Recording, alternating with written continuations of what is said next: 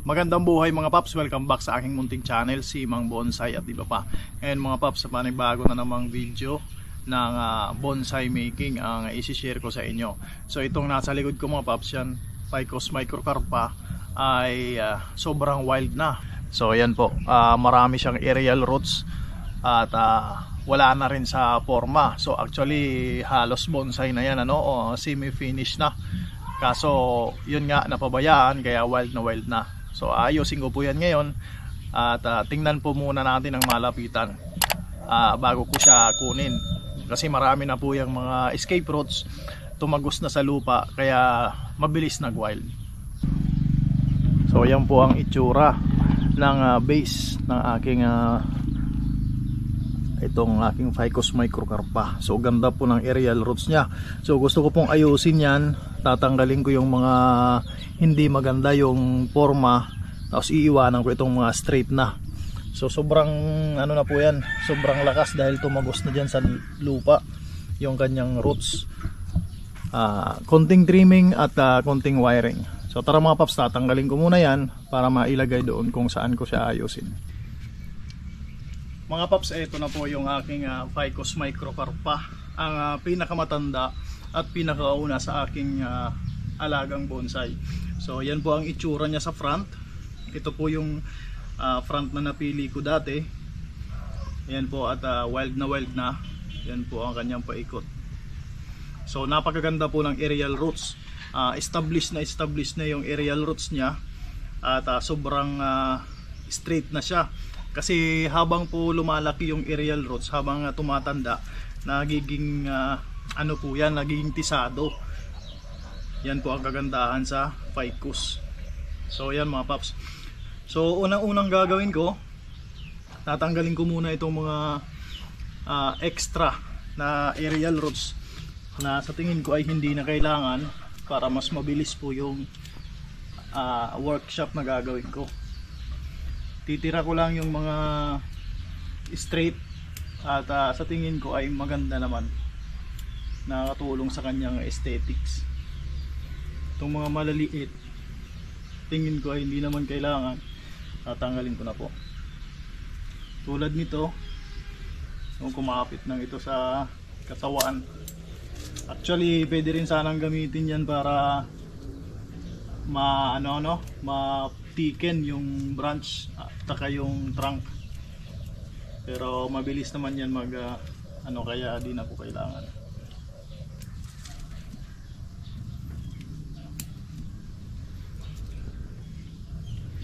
So yan ang isang gusto kong karakteristik ng Ficus, yung aerial roots.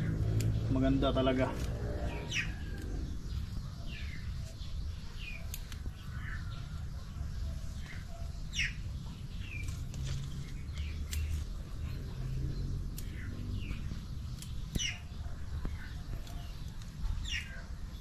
Yan po pagka ang nangyayari pag nakakapag-wild ng ating Ficus. Natanggal ko na mga paps yung mga aerial roots na mga sobra na dun sa kailangan natin. Ngayon ito gusto ko rin tanggalin, kasi gusto ko mga paps yung straight lang. So ito ang itsura nito, medyo paliko siya ng ganun. So tatanggalin ko na lang. Siguro pag may lumabas ulit na panibago, tsaka ko na lang ulit pag-iisipan kung kailangan ko ng aerial roots dyan. So sa ngayon yan, tanggal lang muna. So kung mapapansin nyo, halos straight yung mga aerial roots na naiwan. Itong mga nandito mga paps sa katawan, hayaan ko lang sila dyan para matikin nila, mapalaki nila yung trunk. So pag nag-fuse po yan dyan sa trunk, lalaki na yan. Ito sa tingin ko hindi ko rin to kailangan, kasi na yung dulo niya nakadikit po sa trunk. So tanggalin natin yan.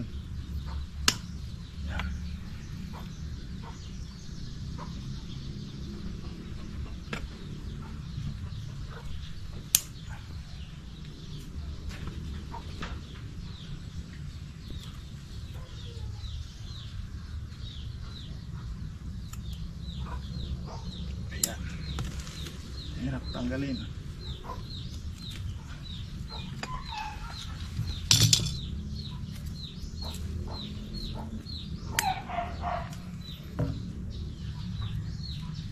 Ito.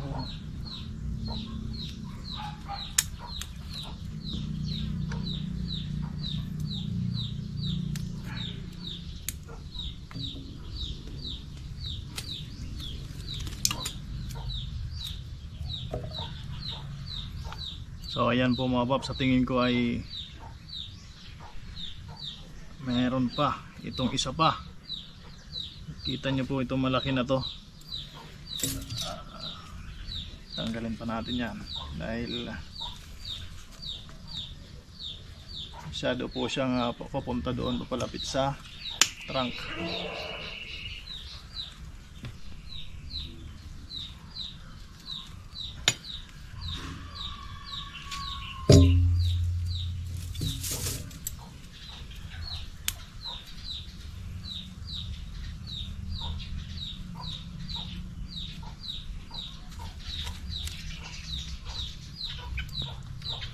So ayan mga paps, konti na lang yung naiwan.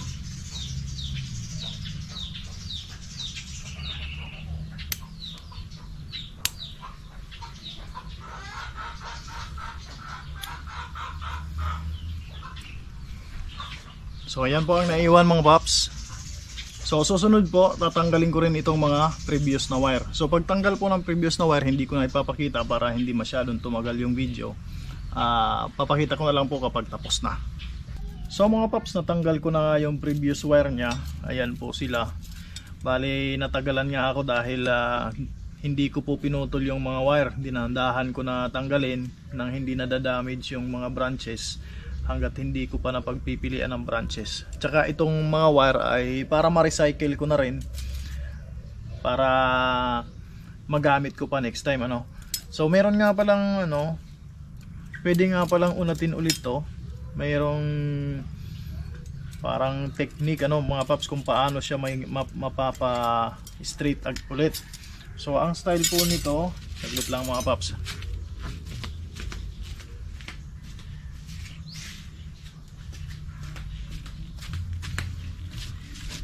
Ang style po para ma-straight ulit ito mga paps, hawakan nyo lang yung kabilang dulo gamit yung pliers nagkabilaan.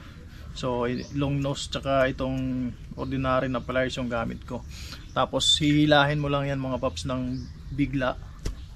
Yan, straight na po ulit yan. Pwede na po ulit gamitin. So ganun lang po kabilis ang pag-recycle ng wire. So ayan po mga paps,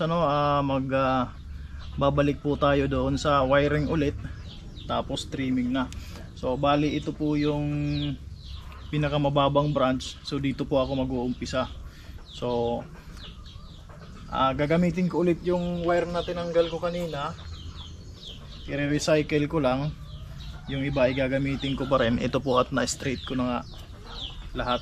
Pero yung makakapal mahirap po i-straight dahil matitigas.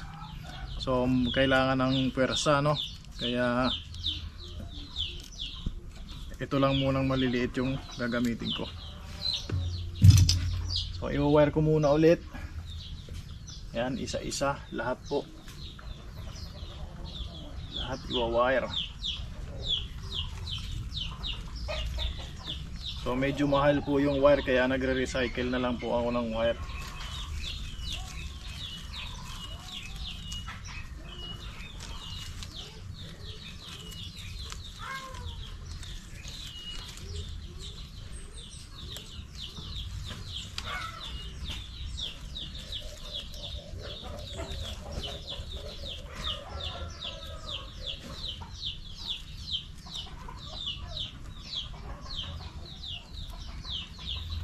So ito po yung lowest branch.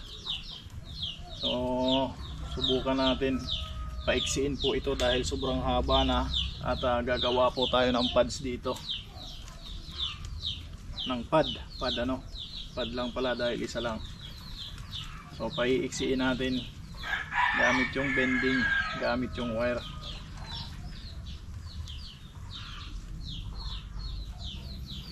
So ayan mga paps. Kung napapansin nyo to, na wire ko na. So i-bend lang natin konti.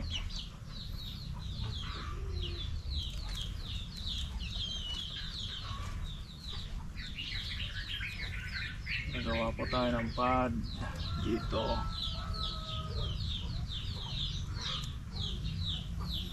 So kailangan pa natin ng tatanggalin ko na po yung branches na doble na sa isang pwesto, doble o triple. So kailangan pa natin ng konting wire, gamitan na natin ng bago.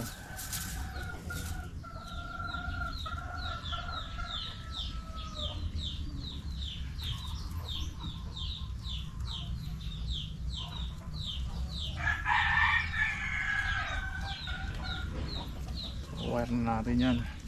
Medyo matagal-tagal po ito mga paps.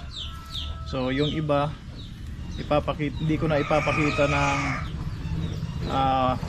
start ng wiring. Papakita ko mga paps kapag naka-wire na, para hindi po gaano katagal yung video, dahil baka ma-board na po kayo sa sobrang tagal. Papakita ko lang ng buo itong first layer para may idea po kayo. Tapos yung iba papakita ko na lang pag naka-wire na.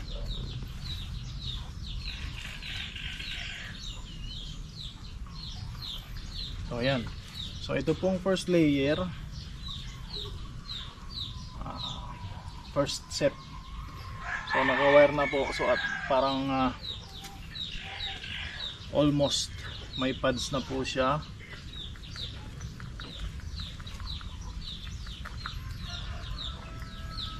So ano na ako dito mga paps, magre-reduce na po ako ng branches, setback.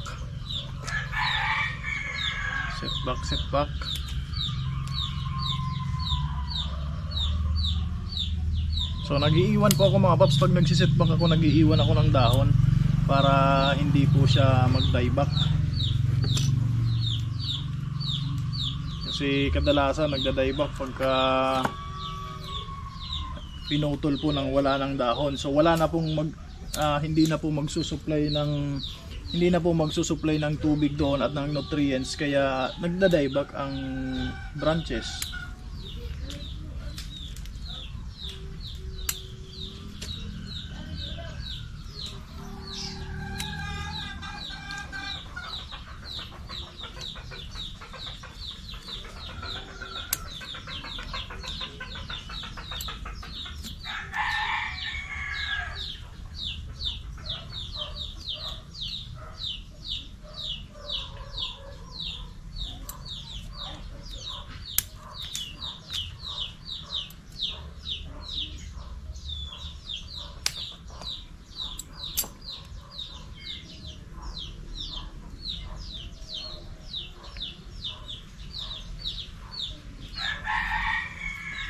So ayan po mga paps, halos nakabuo na po ako ng pads dito. So kaya po sinisetback yan para maging compact yung branching, magkaroon po ng back budding, tapos magkaroon na nga ng bagong branch dito sa lower portion, sa mas malapit doon sa base ng branches. So ayan mga paps, na wire ko na rin itong isang part na to. Bali hindi ko na pinakita kung paano ko siya winire kasi masyadong matagal. So ngayon ay gagawa ko na rin ng pads. So kung mapapansin nyo mga paps, meron ng secondary at meron ng tertiary na branch. So maaari na akong makagawa ng pads dito. So sa paggawa ng pads, para umiksi yung branches, binibend ko lang mga paps. Yan. So may dumadaan na nagtitinda ng isda. So kung mapapansin nyo mga paps, yan, mayroon ng pads. Yan.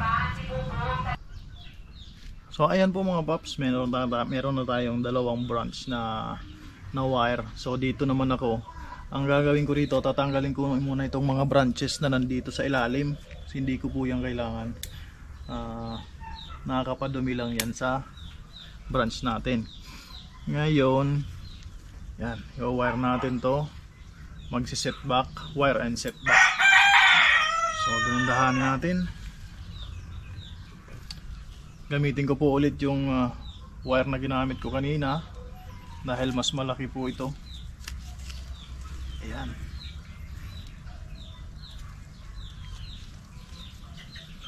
So sa isang wire mga paps, dalawang branch. So medyo mahirap na siya iikot yung wire kasi luma na at tumigas na.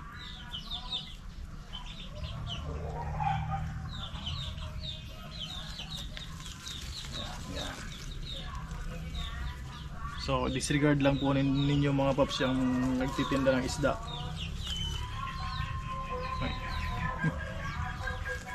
Yan.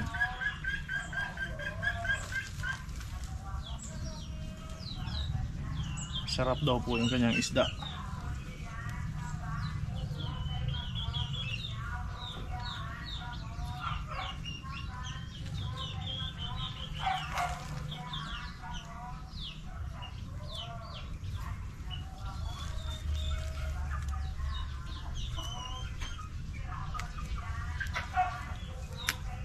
Ayan, ito mga paps, meron ditong branch na isa. Ito, tatanggalin ko na yan kasi halos tatlo na silang sunod-sunod. Isa, dalawa, tatlo. So tatanggalin ko na yan, di ko na yan mai-divide masyado silang malalapit sa isa't isa. So ayan, bali i-wire ko lang muna ulit yan mga paps at ipapakita ko na lang ulit pagkatapos mag-wire para hindi po sobrang tagal. So ayan po mga paps, na-wire ko na So bali ito, hindi muna ako nagputol kasi masyadong mahaba po yung mga branches, tapos walang branch dito sa sa medyo likod niya. So magti-trim lang ako ng konti para mag-set back yung branches, pero hindi ko po siya masyadong iiksian para lang magkaroon ng back budding. So ayan, pwesto muna natin yan kasi pag inubos po natin yung dahon dyan, hindi na po yan mamamatay po yan. Kaya ganyan yung ginagawa ko. Ganyan po yung ginagawa ko. Binibend ko na lang para medyo umiksi sila So lagi po ako nag-iiwan ng live na dahon para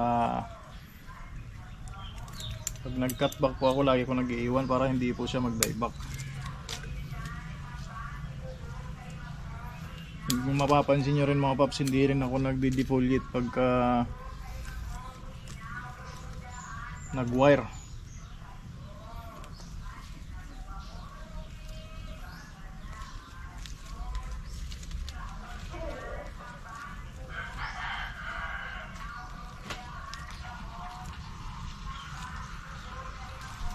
So disregard nyo lang po mga paps yung nagtitinda ng isda, gahanap buhay din.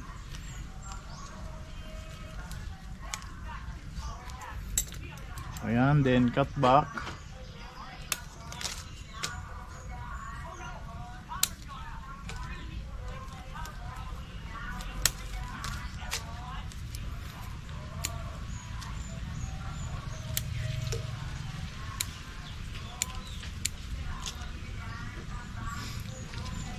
So ayan mga paps, meron na pong pads dito.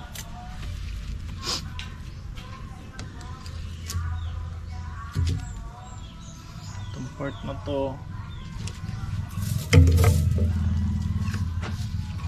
cutback na to dahil sobrang laki na. Meron namang live na shots. Yan. So ayan po mga paps, kung nakikita nyo po yan, mayroong pads na dito.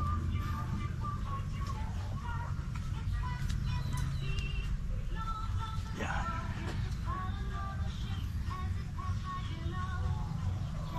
So bali masyado siyang mahaba, pero pagka nagkaroon po siya ng back budding, iiksian ko rin naman yan. So paunti-unti lang yung pag-iksi para hindi siya mag-dieback. Mga paps, pagdating po rito, ito po ay back branch. So kung makikita nyo, meron tatlong secondary branches. Ito, isa, dalawa, tatlo. So bali ito ay sobrang laki, so mawawala na yung tapering dyan. Tatanggalin ko po ito lahat. Ito, isa na to. Iiwanan ko lang itong maliit. Nakikita nyo yan, meron pa kasi siyang mga maliliit. Tapos tatanggalin ko rin to kasi masyado itong malapit. Isa, dalawa, tatlo, malalapit sila. At nasa isang side lang. So tatanggalin ko itong isa, tapos itong pinakamalaki. Itong dalawa po na to ay i-wire ko para maggawa ng pad dito, tapos i-set back ko rin yan. So ito tatanggalin ko na. Yan, itong isa na to. So sana po ay nakikita nyo dyan, no? Tatanggalin natin ang buo yan. Nawawala na yung tapering, masyado na siyang malaki. So meron naman siyang katabi na mas maliit. Yun na lang po ang bubuhayin ko. Yan, para mas malinis, para po magkaroon ng tapering. Ito tatanggalin ko rin. Yan. So ito na lang po, i-wire ko muna yan para makita nyo mamaya yung resulta after ng wiring. So ayan na mga paps, na wire ko na po ito. Yan, pasensya na po kung medyo hindi ganun kalinaw kasi hindi po ako nagdi-defoliate. Yan. So ilagay na natin sila sa kanilang pwesto.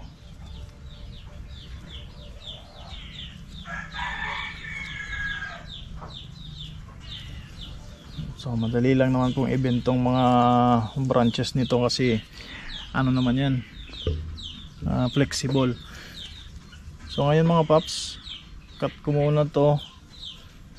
Mag-iiwan ako ng live na dahon para meron pa rin siyang i-feed dyan, hindi mag-dieback. Yan. Dito ganun din, mag-iiwan ako ng dalawa. So pag nagkaroon po siya ng mga panibagong shoots dyan, magpuputol naman po ako, magsisit back naman ako. Paunti-unti lang, wag po natin biglayin kasi namamatay po sila. Ayan.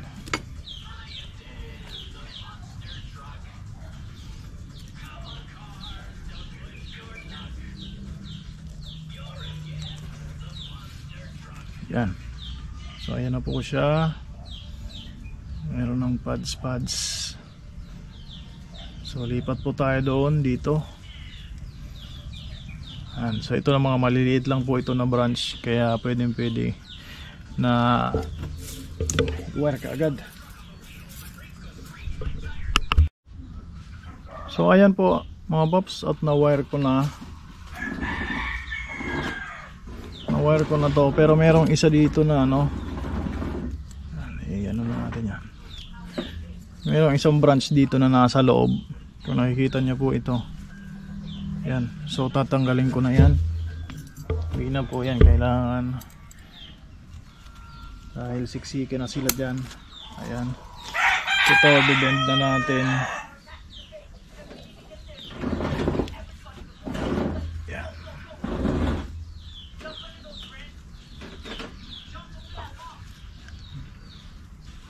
So after natin yan mabend, set back ulit.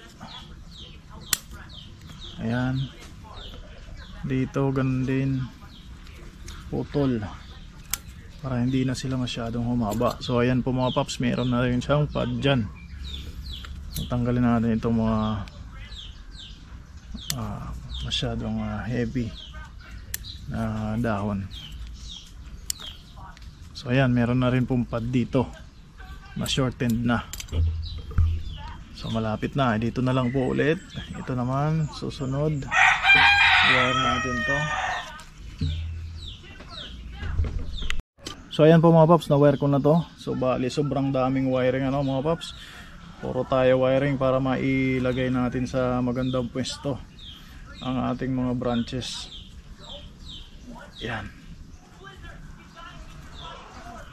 Then set back ulit. Set back ulit yan. Ganon din dito.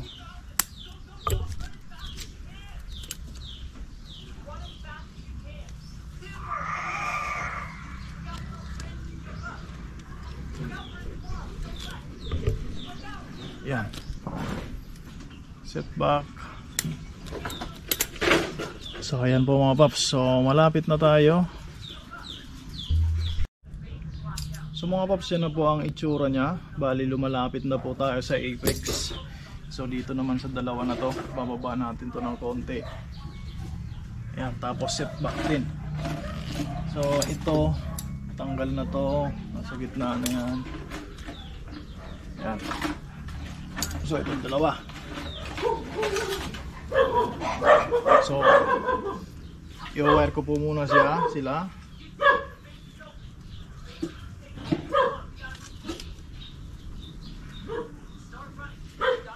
So recycled wire po ang ginamit ko. Yung wire na tinanggal ko kanina, ginamit ko rin po ulit.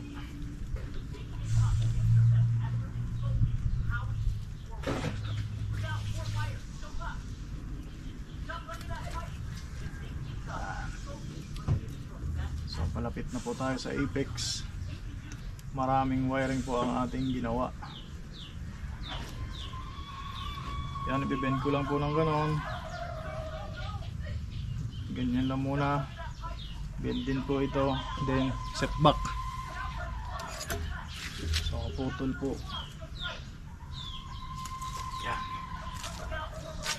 Ito ganon din.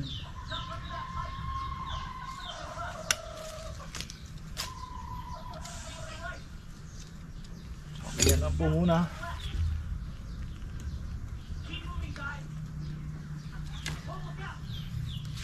Tapos dito, set back na rin po ito.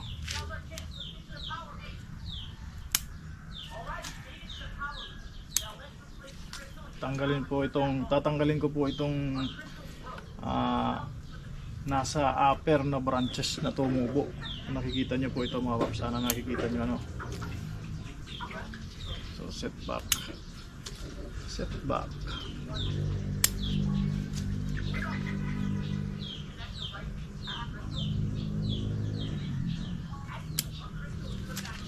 Ayan mga paps.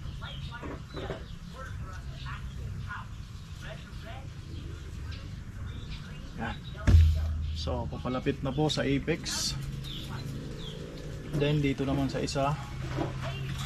Ito dito naman po tayo ulit. So ayan po mga paps, at natapos na natin dito. Ngayon gawa na naman tayo ng pads. Yan. Then set back na naman.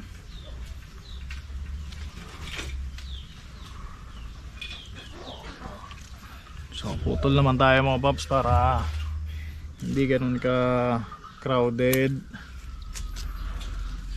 So ganun lang po pa ulit-ulit.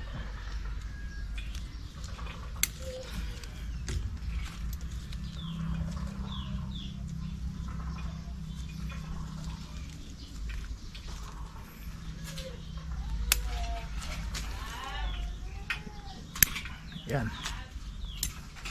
So ayan po mga paps.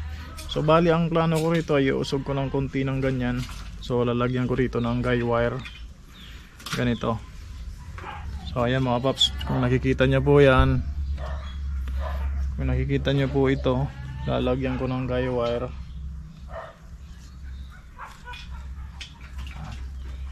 Para medyo mahila siya ng konti.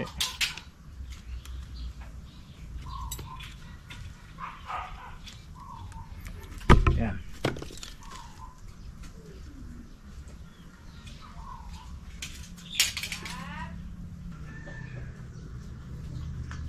So mga paps, malapit na tayo sa apex. So itong dalawa, ito muna ang i-wire ko, partner. Ayan.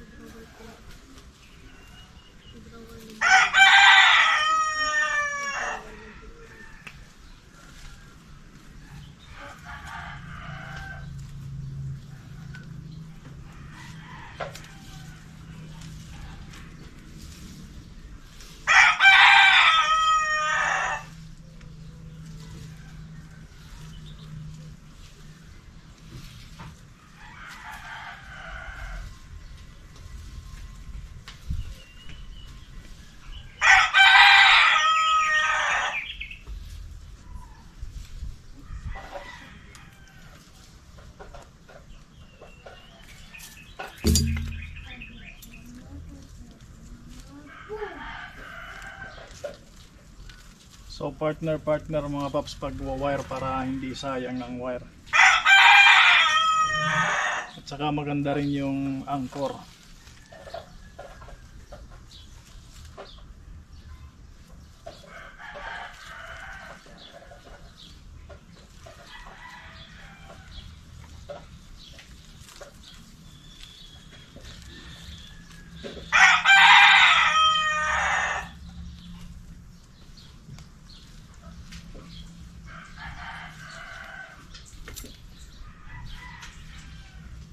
Then, so tatanggalin ko na tong isa dahil multiple branch na siya sa isang pwesto.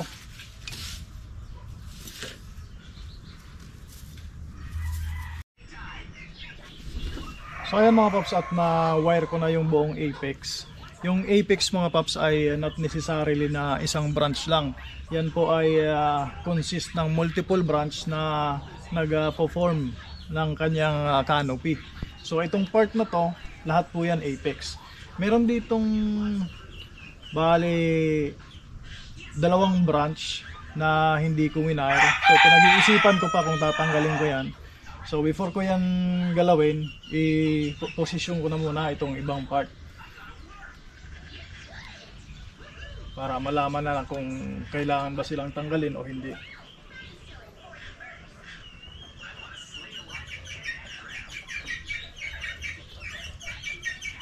So mas maganda mga paps, wala siyang patayo na branch. Lahat ay going sidewards para makabuo ng canopy ng mas mabilis.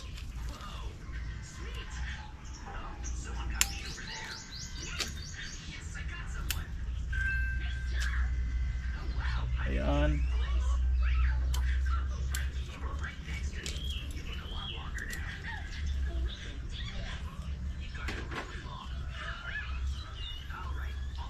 So habang pinoposisyon ko po yung sanga, ginagawan ko na rin ng paraan para mas maging compact siya. Walang mga spacing, no? Spacing.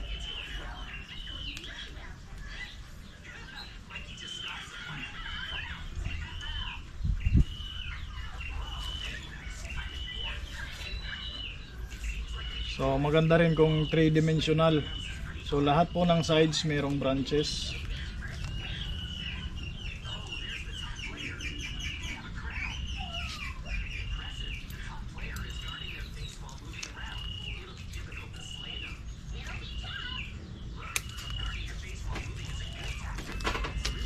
Okay.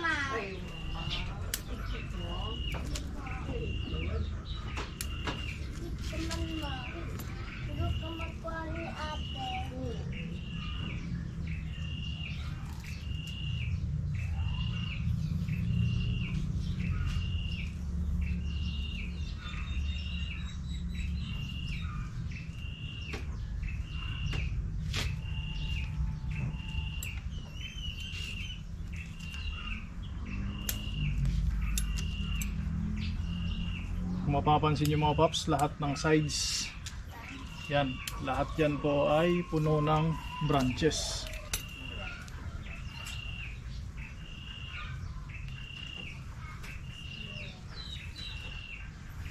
Tapos pinuputol ko yung dulo ng branches nya para magkaroon ng backbudding.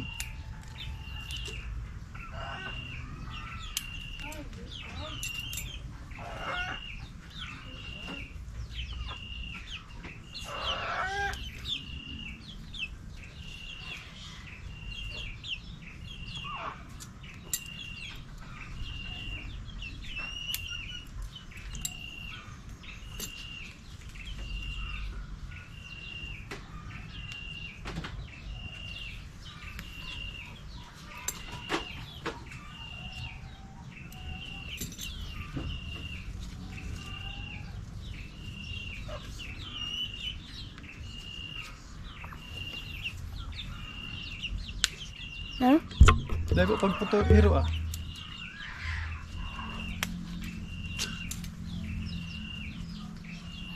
So ito na mga paps yung sinasabi ko kanina na hindi ko winire itong dalawang branch na yan sa topmost part.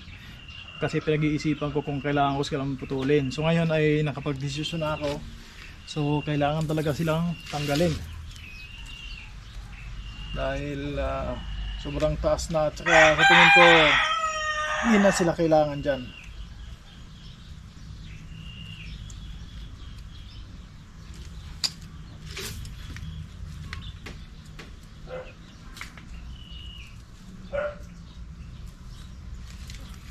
So ito na ngayon yung magiging leader natin.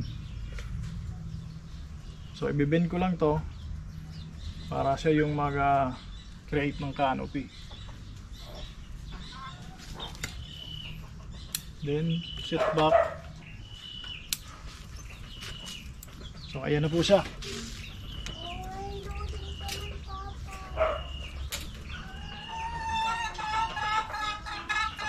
So ayan na po siya mga paps. Bali medyo naked pa yung kanyang main trunk kasi nag-set back tayo mostly sa mga branches. So kailangan nating magsunod niya na ay magpalago ng mga dahon, magparami ng shoots. So mga paps, ito na ang itsura niya ngayon. So medyo lumawak yung canopy niya, no? Yung umbrella shape niya ay medyo naging malapad. So okay lang naman at nagko-complement naman dito sa lapad ng pot. Tapos yung taas niya ay sa tingin ko ay okay naman. Tapos meron ditong mga branches na halos magkapantay tulad nito. Pagka naka-recover na po ito at pwede nang i-workshop ulit itong may mga wound, may mga sugat ng wire, ay ibababa ko ito ng konti para hindi sila magkapantay. So yan na po ang itsura niya. Bali lahat na nakalatag going sidewards. Tapos 3-dimensional. So all parts may branches. May mga padding na siya. So maghihintay na lang ulit ako na lumago. So yan po ang front niya. Yan. Tapos yan po papunta sa back. Ayan na po siya. So maraming salamat mga paps. Maraming salamat po sa panonood. Kung nagustuhan nyo ang ganitong video at gusto nyo masubaybayan yung progress nitong aking bonsai, so huwag po kalimutang mag-subscribe, hit nyo po yung notification bell at share nyo na rin para makarating doon sa mga nais pang mag-bonsai. Maraming salamat, magandang buhay at happy bonsai.